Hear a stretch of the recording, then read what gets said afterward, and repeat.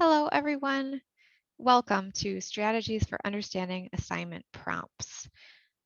We're so glad that you're here today, taking time out of your busy schedules to learn with us.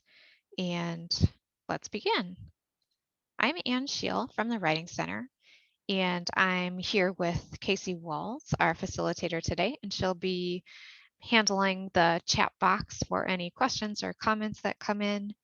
And also a special thanks to our captioner today as well. We do have closed captioning available for our webinar. So a few things before we get started. And as I'm talking, feel free to keep chatting in the chat box, introduce yourself if you didn't get a chance to yet. We'll have a recording of the session available in our webinar archive soon. Depends on how fast the recording can kind of get ready, but probably by early next week, you can look for that, and we'll send out an email with the recording as well. I mentioned that we have closed captioning available, and there's a button you should be able to click in your Zoom toolbar to turn that on and off if you'd like. We have slides available for the webinar as well as a certificate of attendance, and Casey will be sharing those with you in the chat box, and they'll also later be available from our webinar archive. So Casey will post those slides when she has a chance here, and then the certificate will become available later on towards the end of the webinar during our Q&A portion. You can, as I mentioned, participate in the chat box throughout the webinar. And if you've been to our webinars before, we typically hold them in the Adobe Connect platform where we have a chat box and a private question and answer box. In Zoom, we just have the chat box. So that's where you can go for comments, for questions. If you do have a technical question, I'll ask that you try to do a direct message to Casey so we can get that figured out for you and keep the chat box clear for everybody to focus on the presentation topic. But feel free to participate in that chat box throughout the webinar. Zoom also has reactions where you can interact if you'd like to give a thumbs up or to tell me to slow down if I need to or to speed up. So there's a toolbar in Zoom where you can go to find those reactions. And why don't we just give that a try? If everybody could give me a thumbs up if you can hear me and see the slides.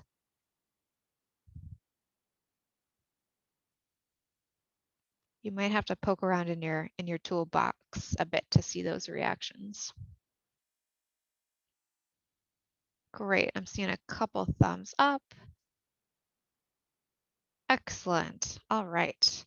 So feel free to use those as we go along too. And then, as I mentioned, if you have any technical trouble, you can try to start a private chat with Casey. I'll note that Google Chrome is the recommended browser for Zoom, so that may be something to try if you're not using Chrome and you are having any trouble. There's also lots of support available at support.zoom.us. And before we dig in, I also just want to give an extra thank you to everybody who originally registered in Adobe Connect and then re-registered for our Zoom presentation today. We had to do a little bit of last minute shifting just to make sure that we could make this the best webinar experience for you. So we really appreciate you reading our emails and getting the update and taking a moment to re-register. We're really glad that you're here with us.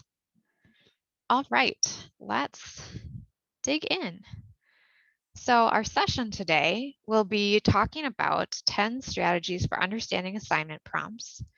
We're going to practice with one or more of the strategies with an assignment prompt that you provide. This will be independent work, but it'll give you a little chance to workshop and go through some of the strategies that we talk about today. And we'll also learn some additional resources for help. So let's actually start out with a little bit of chat. In the chat box, I'd love to hear from you just your general kind of feelings and reactions. How do you feel when you are first reading through a new assignment prompt? So you have an assignment coming up in class, you find your instructions, you read through that prompt. What's that experience like for you?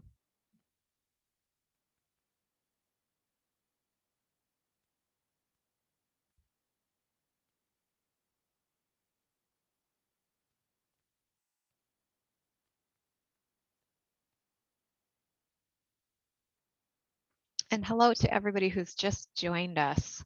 We've just gotten started and we're just kicking off a little chat about your experience when you read through a new assignment prompt.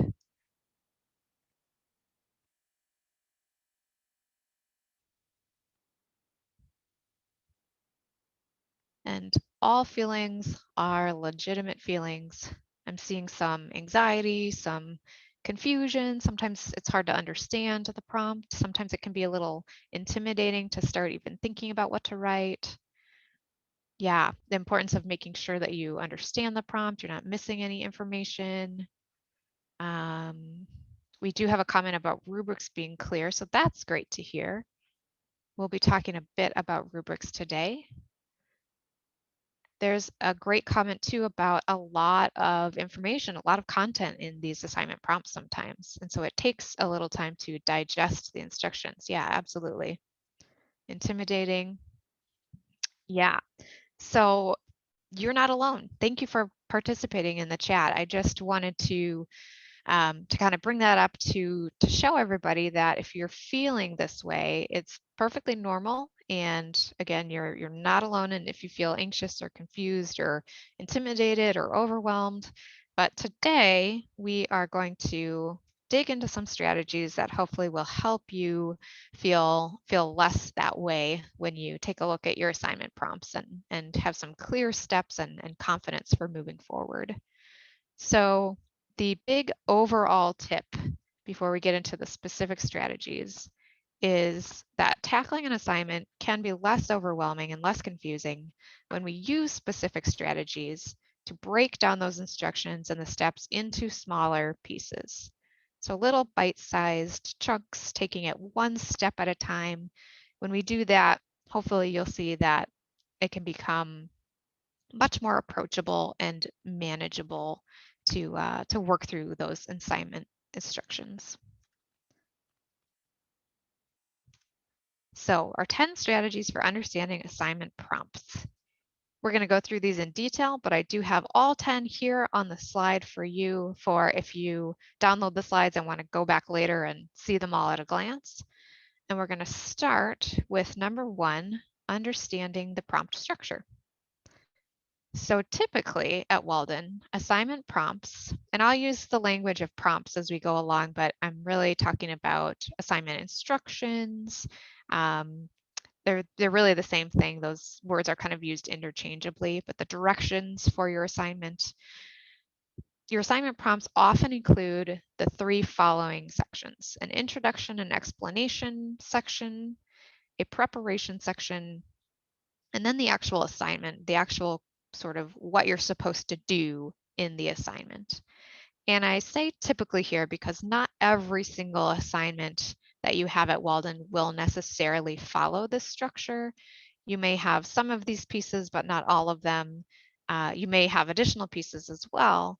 But all of the strategies that we talk about today are still applicable to your assignment, whatever it looks like, whether it follows this exact structure or not. But we'll go through an example on the next slide, and I'd love to hear in the chat too if this structure is one that is familiar to you, if you recognize it from the assignment prompts that you've had so far. So here's our example assignment prompt, and we're going to be using this example throughout the webinar today. There's a lot of text on this slide, I know. We're going to take a minute to sit with it. I am going to read some of it to you, probably all of it actually, for any students who are listening today, and to sort of call out those 3 pieces that we talked about. So let me know in the chat as we go if this.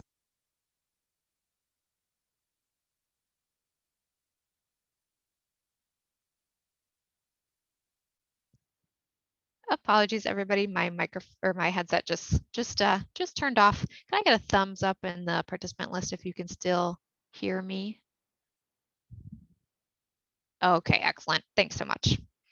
Okay, so our reflection piece here, this is that, I'm going to skip back again. This is that introduction and explanation section. Here it's called reflection. During this course, you have engaged in the writing process by brainstorming, outlining, drafting, reviewing, and revising an essay. You have also examined grammar, sentence, and paragraph construction. As this course draws to a close, take the time to reflect on your learning in this course and how what you have learned will help you with future writing, both in your coursework and in your professional career. So this introduction explanation section is sort of setting up the assignment for you. It's giving you an introduction to the topic of the assignment. It's telling you what is the scenario or what's the situation that you should respond to. Then we get into our preparation section of the prompt. To prepare for this reflection, review previous topics, readings, assignments, discussion threads, and your own writing in this course. Consider the following questions and respond to them as part of your reflection essay. What practical skills have you learned to improve your writing? How would you describe your writing before taking this course? How would you describe your writing now? And how do you anticipate the skills you've learned in this course will contribute to your personal and academic goals? So this section of the prompt is, again, preparing you to begin writing, getting you thinking about what you should do first. What should you reflect on? What should you read or consult before you write? What should you think about and consider before you actually sit down and start the writing process? Then we have, skip back again, what we call the assignment portion of the prompt. And here we have compose a 2 to 3 page reflective essay in which you do the following. And then it gives you exactly what you're supposed to do in the piece. Assess your growth as a writer based on your responses to the prompt above. Be sure to include how you anticipate the skills you have learned in this course will contribute to your personal and academic goals. And then we have some information too about what you should do if you have questions, post them in the contact instructor area. And then we have some really important information too about the deadline. Submit your reflection by day 7. That type of information is usually towards the bottom of the assignment portion in the prompt. So this is the meat of the assignment. What should you do when you're writing, and what are those main requirements? Does this structure look familiar to anybody? Let me know in the chat box. And we'll move on to strategy number 2, which is to highlight the main requirements. So here in yellow on the screen, I've highlighted the main requirements of the assignment prompt. So first I have reflection. I consider this a main requirement because it's telling me the type of paper, the type of assignment that I'm supposed to be doing. So is it a reflection? Is it going to be a research paper? Is it going to be some kind of critical analysis, or maybe even a presentation? So you want to pay attention to the type of piece of writing that you're supposed to be doing for the assignment. Then you'll see I've highlighted those 4 questions from the prepare section. So sometimes there are main requirements that show up throughout the whole assignment prompt. Sometimes they're mostly found in that last third portion, but in this particular example, we have some main requirements in the second and the third portion. So I've highlighted those 4 questions because it tells us, and we'll see on the next slide, that we're supposed to respond to these questions as part of the essay. Then in the assignment portion, that third section, I've highlighted a 2 to 3 page. That's how long, the scope of my paper. So it's good to keep that in mind as I begin.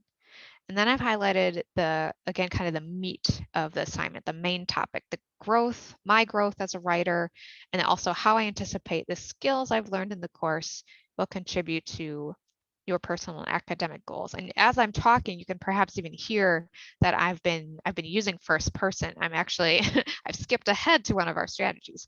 As I'm thinking through this prompt, I'm putting it into my own I'm using first person to really help me think about it from my perspective. And then I've also highlighted here by day 7, so that crucial information about when the assignment is due. And if you follow this strategy, however you want to annotate your, or whatever strategies you use, however you want to annotate your prompt is just great. If you like to use highlighting like I do, different colors, or if you want to circle things or write in the margins, whatever you want to do, whatever works for you, is a good way to do it. So strategy number 3 is to expect assumed requirements. So as we were reading through the prompt, you might have noticed that there are some things that are not explicitly stated in the assignment prompt. However, this slide gives you some tips about things that you should expect to include in your assignment, even if they are not explicitly stated as part of the requirements. So, for example, evidence from source material. And this will especially depend on the language used in the prompt, which we will get to in a couple slides, with what you're supposed to do. If you're supposed to, for example, illustrate your points with examples. If you ever use source material, and most of the time for your assignments, you will be asked or expected to use outside sources. You'll want to use that evidence to back up your points, and then you'll also want to use APA style, especially with citations and reference entries, to give credit to any sources that you use. General APA formatting is also another sometimes not explicit expectation. And then generally you'll want to include an introduction paragraph with a thesis statement or a purpose statement, and also a conclusion paragraph. And we're not going to dig into these pieces here today, but in the downloadable slides, if you want to download those, all of the links that you see here are interactive, so you can dig into each of these pieces more after the webinar if you'd like to learn more about, for example, thesis statements.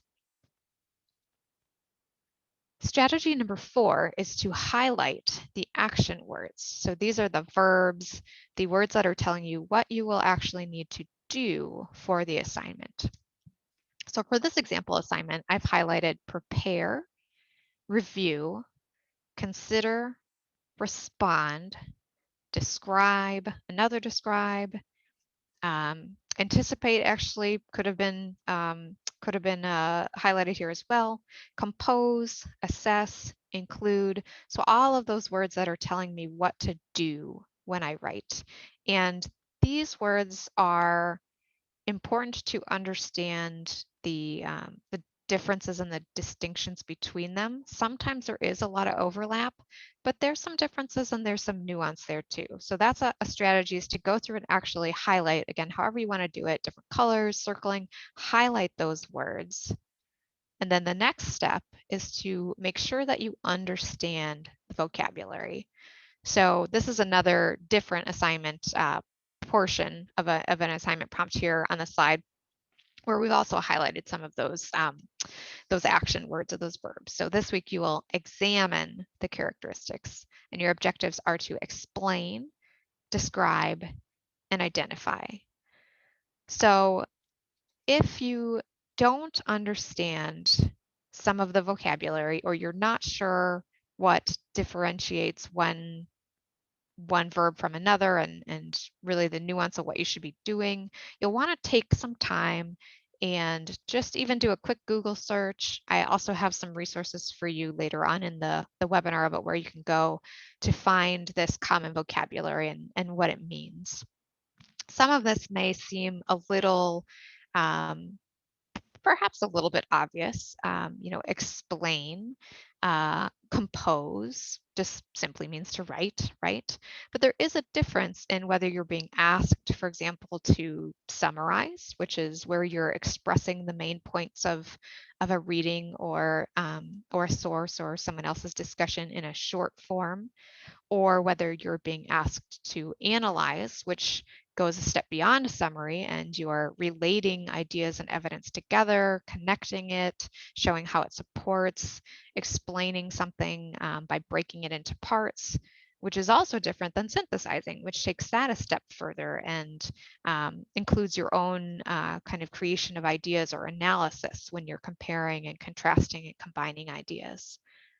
So we're not going to go through each of these vocabulary words today, but I wanted to have them here in the slides for you to refer back to if you'd like to later, and to just emphasize this strategy, this point, to highlight and then make sure that you understand what those action words are, what you're really being asked to do in the assignment.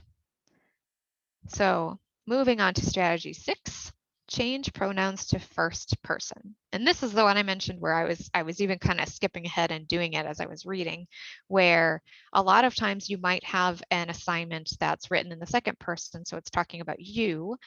Respond to these questions as part of your writing.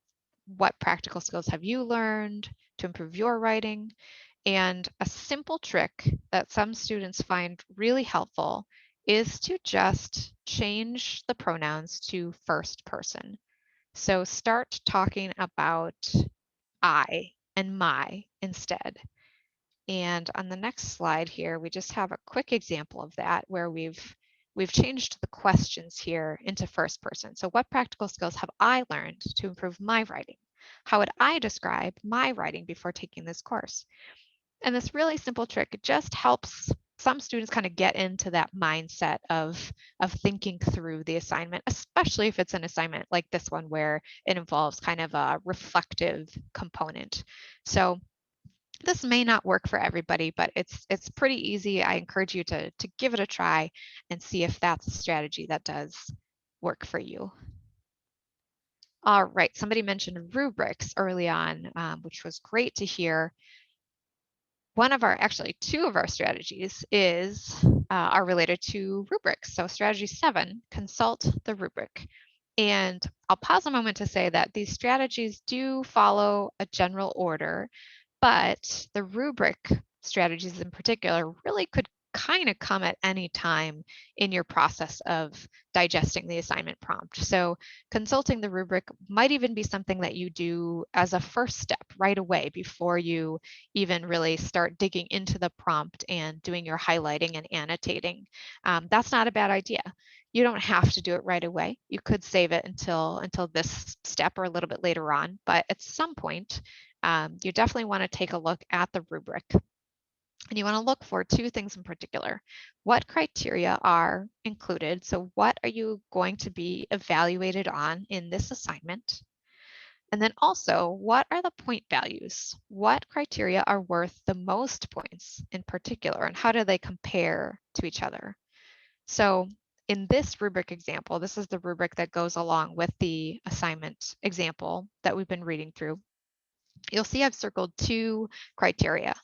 Discussion of an analysis regarding the reasons and evidence supporting your argument. That's worth 30 points. That's the most points out of all of the criteria.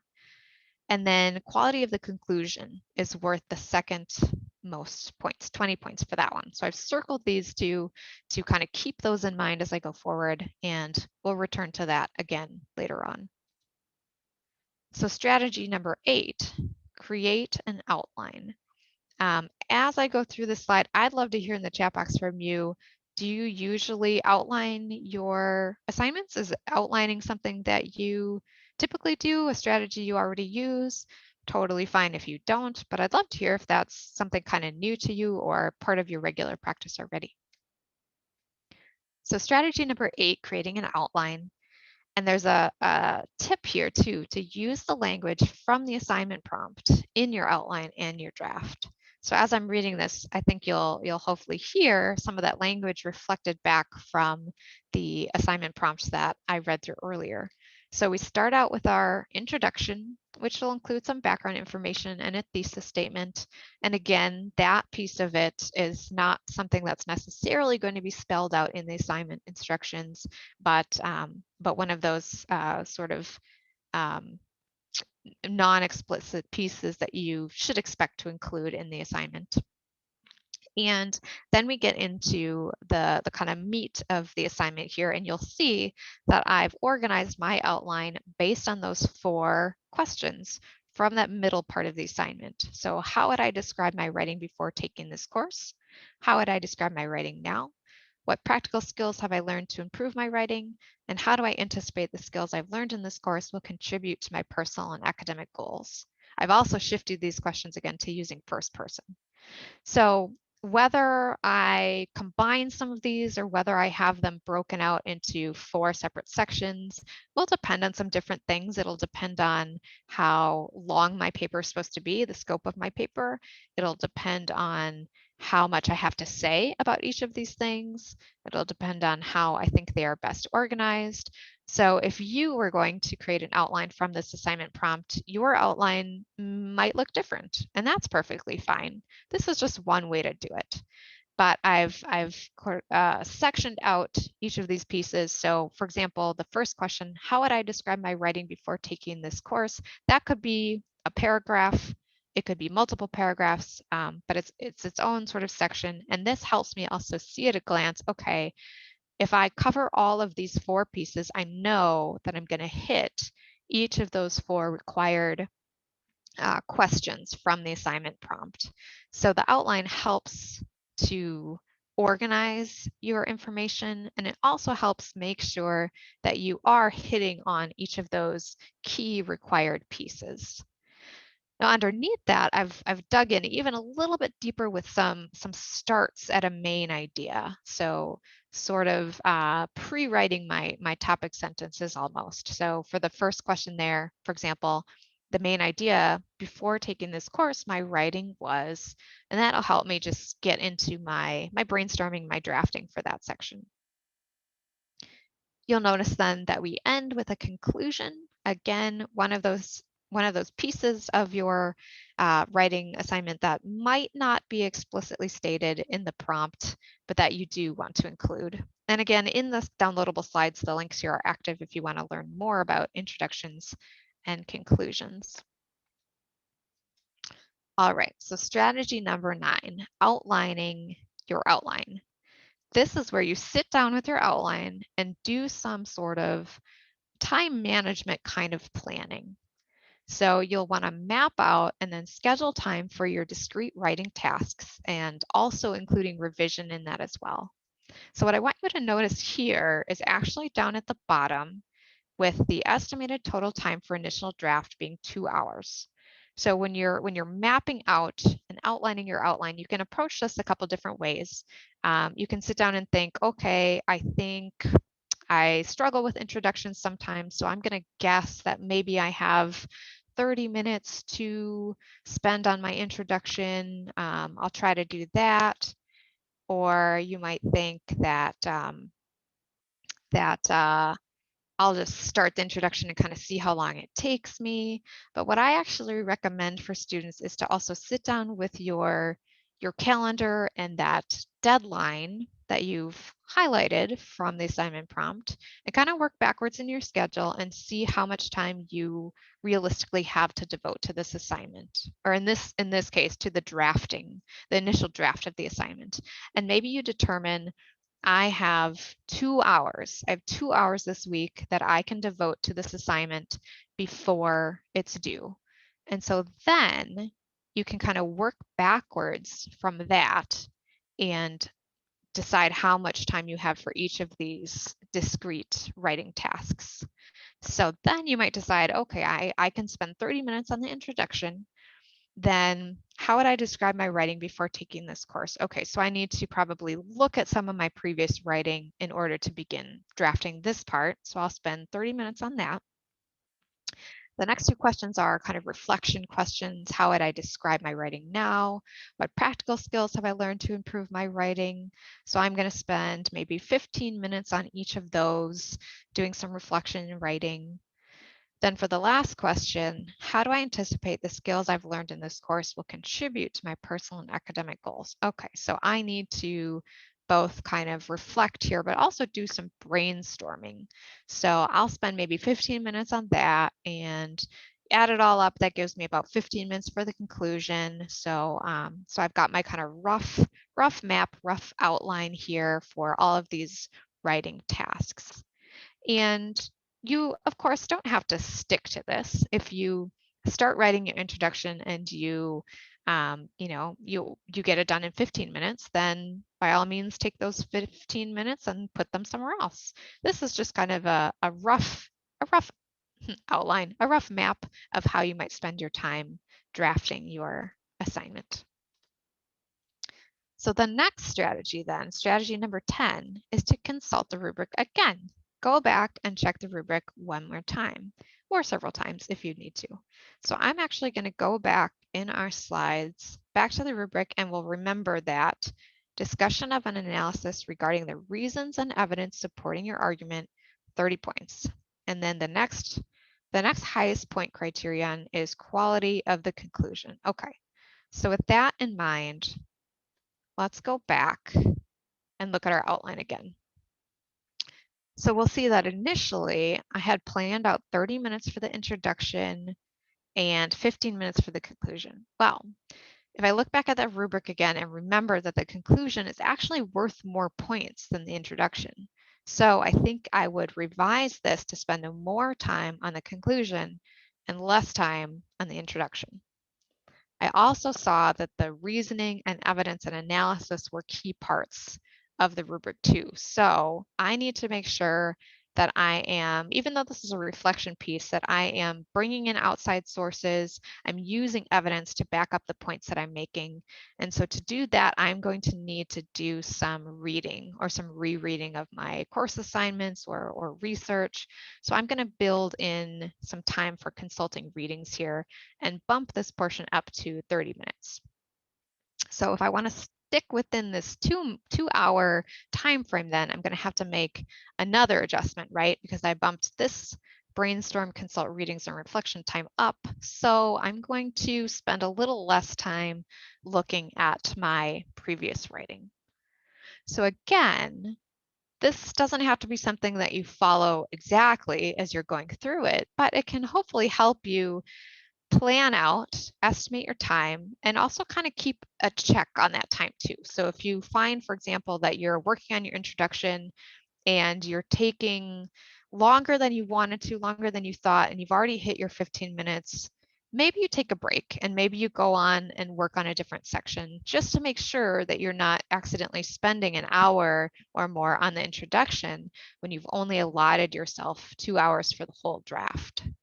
So this is one of my favorite strategies that that students don't often know. A lot of times I'll hear from students that they outline, but they haven't gone through this practice of outlining the outline using the rubric as a guide. So I hope that this is something new for you or something you might give a try. So let's pause a minute. I know I've been talking at you a lot. I want to hear a little more from you now. Do you already practice any of these strategies? Or do you have any other strategies that you would like to share that we didn't talk about today that your colleagues and your peers might find helpful? So I'm going to go on mute for a moment, take a drink of water, and let's just chat a little bit.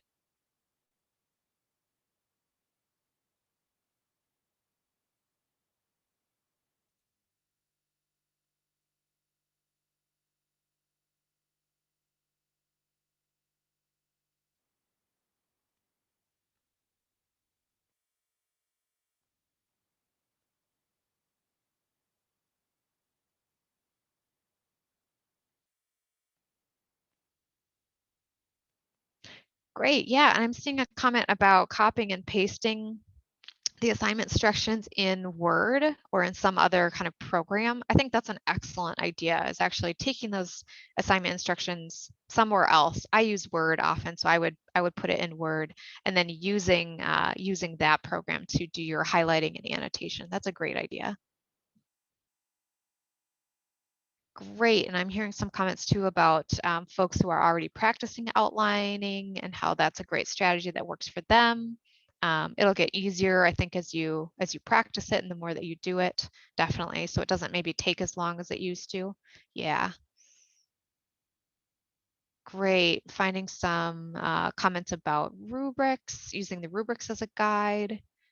Um, Comment about printing assignment prompts. Yes, absolutely. If you're somebody who really likes to work with that physical copy of your assignment prompt and read through it in your hand, maybe even mark it up with a pen or a pencil, that's a great strategy too. I find that helpful for myself, I know.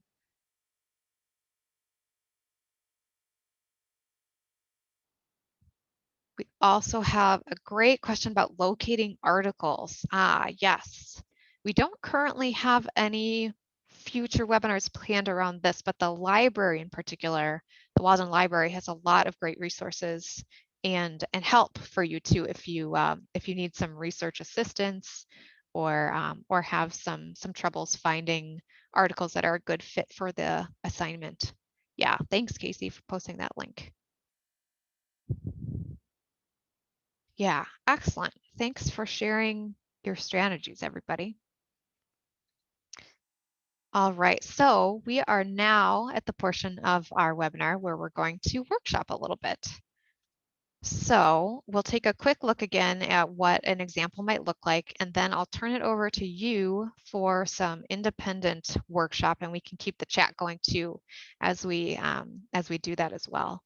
So here is, again, our example prompt that we've been working throughout the webinar. And this is what it might look like in say Word, or this is a PowerPoint. You could certainly do it in there too. But this is the prompt, and I've gone through it and used several of the strategies, not the outlining here, but several of the initial strategies to annotate this prompt with, again, highlighting the key information and requirements. You'll see that I've changed those questions to first person, highlighting the verbs, the action words. And then I've also gone here and I've circled one of those words, assess. Maybe that's a word that I'm not as familiar with, or I want to kind of remind myself what exactly that means and includes, and what my instructor will be looking for when they ask me to assess my growth. And then I've also circled here that main topic, growth as a writer, my growth as a writer, and how my writing skills will contribute to my goals. Those are key points to remember as I get started, as I'm brainstorming, as I'm developing my thesis statement, and then really as I'm going through each of the different pieces of my outline as well. So again, I just want to say that your annotated assignment prompt might not look exactly like this, and that's perfectly fine. Sometimes you need to kind of try some different strategies and really see what works best for you. But this is how a prompt might look after you've gone through it. And this sort of active engagement with the prompt, digging into it, annotating it, really using whatever tool you have, a highlighter or a physical pen and pencil or something like that, even taking notes as you're outlining, that's really going to help you break down the prompt into manageable pieces and just engage with it before you actually sit down and start the drafting process. It'll get you thinking and brainstorming and reflecting and doing all of that important pre-work to make approaching your assignment a lot less scary and a lot more manageable and help you feel confident about getting started. So here is our workshop checklist. What I'd love for us to do is to spend a little time just going through and doing that annotating and reading and digging into an assignment that you have, either one that you're working on right now, or maybe an assignment coming up in a future week. Or if you're not working on anything right now, you could even go back and pull up a past assignment prompt and still go through the exercise to just kind of see how it works, figure out what strategies you like and what sort of annotating you like to do and that kind of thing. We have the checklist here that I'll keep open on the screen. So again, we're using the strategies of highlighting the main requirements, highlighting the action words, understanding the vocabulary, and then kind of a subset of that is to look up any words that you don't fully understand or remember, changing the pronouns to first person, consulting the rubric, creating your outline, outlining your outline, then consulting the rubric again. So we'll take some time with this. I think the initial steps are definitely the ones that take less time. You should expect to probably spend more time when you're creating your outline and then outlining your outline. But if that's the point you're at, that's a great thing to do today too. So again, we'll keep this slide open, we'll keep the chat box open, and we've got about 20 minutes left today.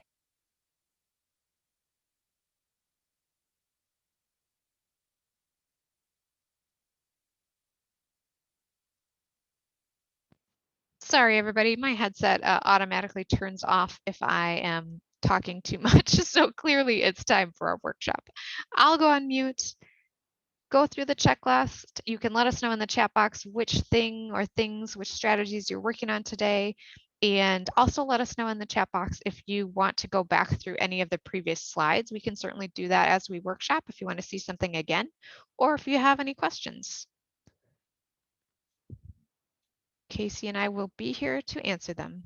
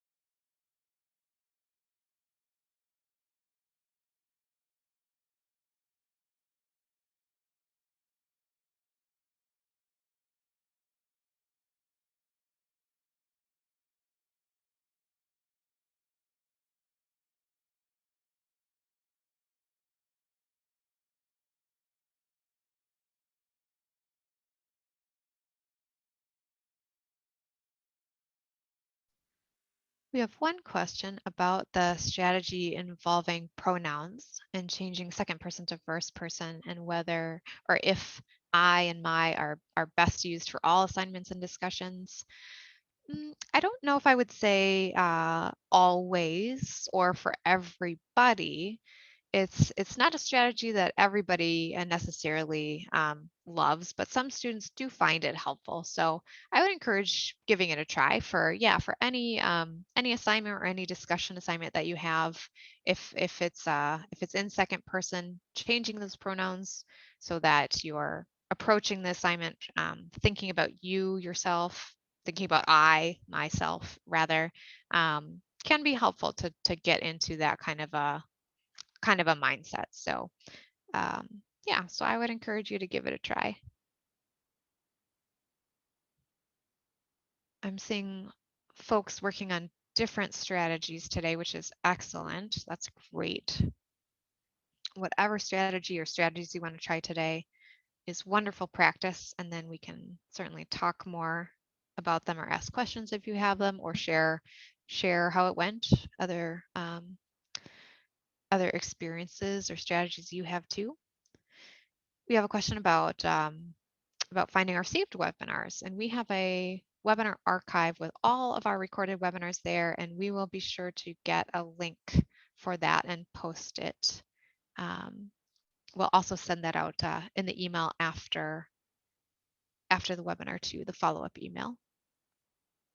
Oh, Casey already posted it. Thank you, Casey. We also have a question about webinars for the 7th edition. Yes, we do in our archive have a few webinars that are devoted specifically to the change between 6th edition and 7th edition. And all of the rest of our webinars, unless explicitly noted that they're in 6, all of our other webinars, like this one, for example, are updated for APA 7. So you can just assume that our live webinars are in APA 7.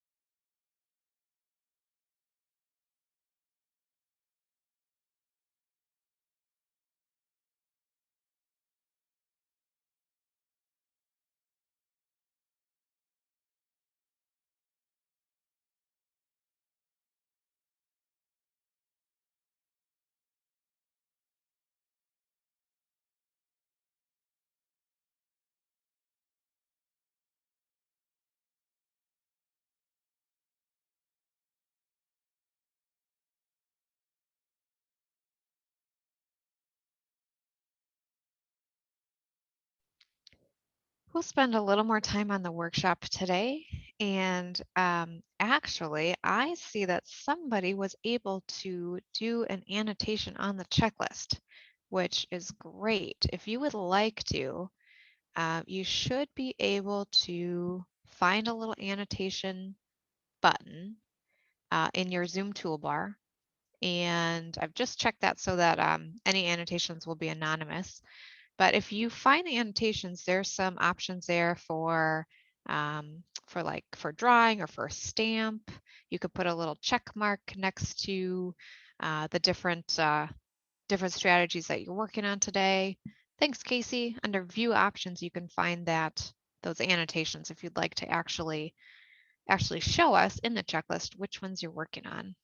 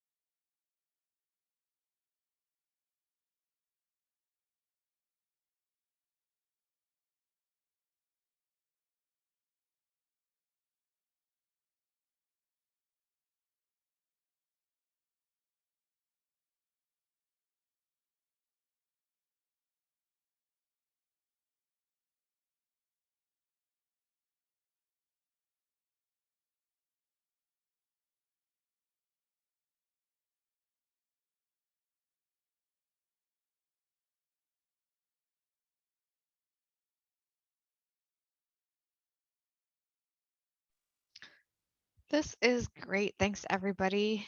I love seeing what you're working on in this checklist. I want to talk and chat a little bit about it too, but we have a few more minutes if we want.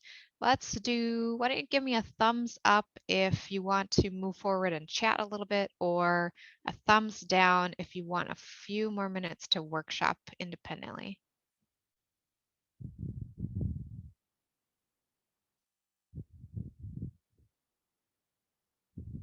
All right, I'm seeing a bunch of thumbs up. All right, great, great. Let's move along then. Tell me, how did the chat go? Or how did the workshop go? What'd you focus on? We talked about that a little bit already.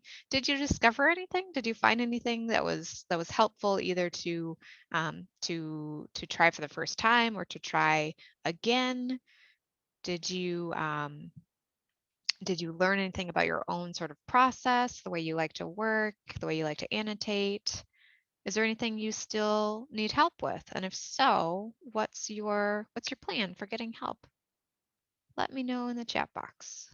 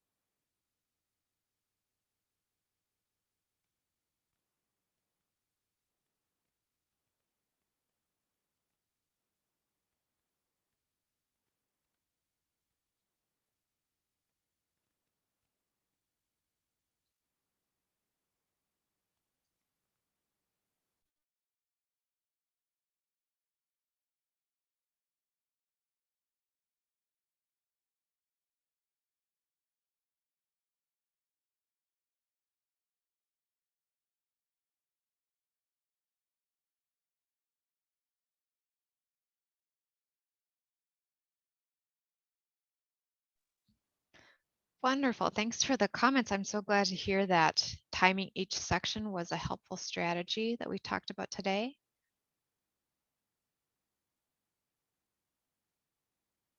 Excellent. I also see, I love this comment about making an appointment to get on the paper review schedule with the Writing Center. Yes, absolutely. That is a great strategy to do if you're doing your coursework, to build that time in for getting feedback and then revising too. If you're not familiar with our paper review service, definitely get in touch with us. Check out our website. We have lots of information about that service for you. I love to see that as part of your strategy.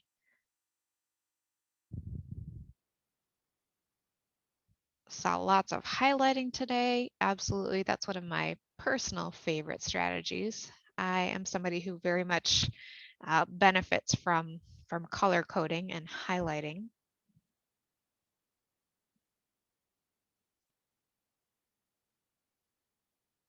Excellent. Well, thank you everybody so much for participating in the workshop today. We have about 5 minutes left for Q&A if we have any other questions. Oh, I skipped something. Let me quickly go through our additional resources that I mentioned for you, and then we'll get to Q&A. So I do want to point out that we have 3 resources in particular about this very same topic, but with some additional information for you or different ways to look at it as well, and also different formats. So if you like to listen, we have a podcast episode on strategies for following your assignment instructions. If you like to read something perhaps a little shorter, a little more informal, we have a blog post about using Walden assignment prompts to your advantage. And we also have a web page with some of those common writing terms that we looked at earlier in the webinar as well. All right, we've got a few minutes left for questions. I see Casey, thank you, has also posted again these slides in the chat box if you'd like to download those, look at them again, have those active links to more information. She's also posted a certificate of attendance if you'd like that, and then also a link um, to our feedback survey. And actually, this is my fault. It looks like the link didn't properly format, so you'll need to probably copy that whole thing and post that into your browser URL. And we'll also send out the survey by email. But thanks in advance for taking a minute for that survey. This workshop format for our webinars is a bit new. We'd love your feedback on that. Also Zoom, we have been using Adobe Connect for years and years and years, and we are looking more at shifting to Zoom perhaps, and really want to hear about how that experience is for you, and what you prefer and what you'd like to see out of our webinars as well. If you'd like more workshop, if you'd like breakout groups, if you'd like to see each other and chat with each other, let us know your ideas. Are there any questions that we didn't have a chance to get to throughout the webinar? Feel free to post those in the chat box, and we've got a few minutes we can spend on any last questions. Thanks, Anne. We didn't have too many overarching questions. We had some very specific questions about different formatting for references and citations. So I really recommend checking out our webpage for those resources. And then I just also wanted to highlight, somebody in the chat box commented about a strategy of making an appointment with the Writing Center. So I do want to make a plug. I think that's a great strategy. And yeah. So thanks so much, Anne. Lots of positive feedback, lots of people saying that this was really helpful and they're excited to use your strategies. So excellent. Great webinar. That's great. Thank you, everybody. I had a lot of fun today. I hope you did too. And I hope that you also really took some very practical strategies away today that you can put into practice right away with your current assignment or your next assignment. That's our hope for today. So we have just a couple minutes left to stick around if anybody does have questions. We also have our email address up on the screen, writingsupport@waldenu.edu. And if you have questions that you think of later, or if Casey mentioned some very specific like citation and reference challenges. If you're working on something like that, you are checking out our website, going through the resources, and you're still not finding what you need, then feel free to email us at that address, and we'll be sure to get you some help and some answers within 24 hours. So I think I'm not seeing any more questions, so I think we can wrap it up. Again, thanks so much, everybody. We will send out all the information to you by email, and we hope to see you again. Our April webinars will be posted soon on the website, so keep an eye out for those. Have a great rest of your day.